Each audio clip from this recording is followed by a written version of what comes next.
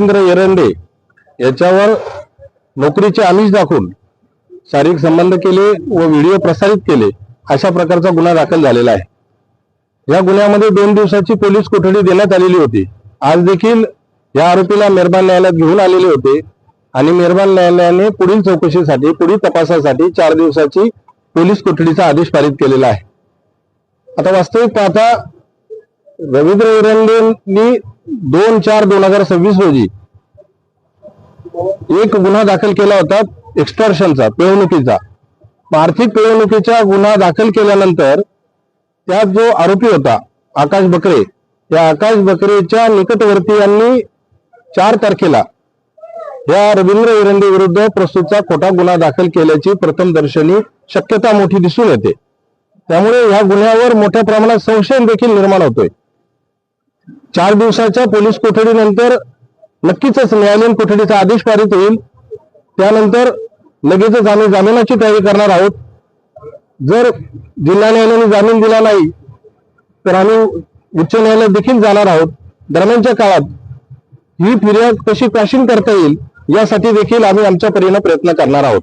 खरं तर पोलीस आपल्याकडे नेमके या संदर्भात काय माहिती आहे? गुन्हा हा 2017 व 18 ह्या वर्षाचा सांगितला जातोय फिर्यादीमध्ये। त्याचबरोबर सदरचा गुन्हा 2023 ला घटना घडली असे सांगितले जात आहे।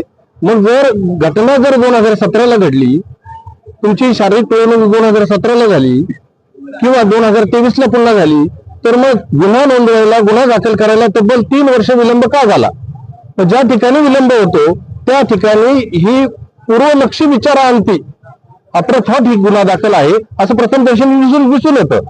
आणि ज्या गुन्ह्यावर, ज्या कंप्लेंटवर संशय निर्माण होतो त्या संशयाचा फायदा नक्कीच आरोपीच दिला जावा, म्हणून या प्रकरणामध्ये या गुन्ह्यावर संशय असल्याचं प्रथमदर्शनी दिसून येत आहे। या ठिकाणी पोलिसांनी जे नमूद केले की सापाची कातडी आढळून आली, वास्तविक ती सापाची कात आहे आणि कवडी आढळून आली। आता कवडी कोणाकडेही भेटू शकते, आपण देवाऱ्यात कवडी ठेवतो, सापाची कात आहे ती निरुपयोगी गोष्ट आहे।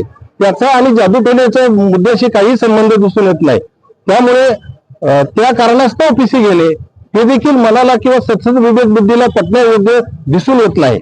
राहिला मुद्दा आर्थिक गुन्ह्यासंदर्भात, आर्थिक काही दस्त मिळून आले, गुन्हा दाखल झालेला आहे BNS 69 आणि 77 ह्या कलमानुसार झालेला आहे। त्याचबरोबर अत्याचार विरोधी अनुसूचित जाती जमाती अत्याचार प्रतिबंध कायदा 1989 च्या 2 कलमानुसार दाखल झालेला आहे। त्या कलमांचा आणि आर्थिक दस्तावेज मिळण्याचा कोणताही संबंध नाहीये।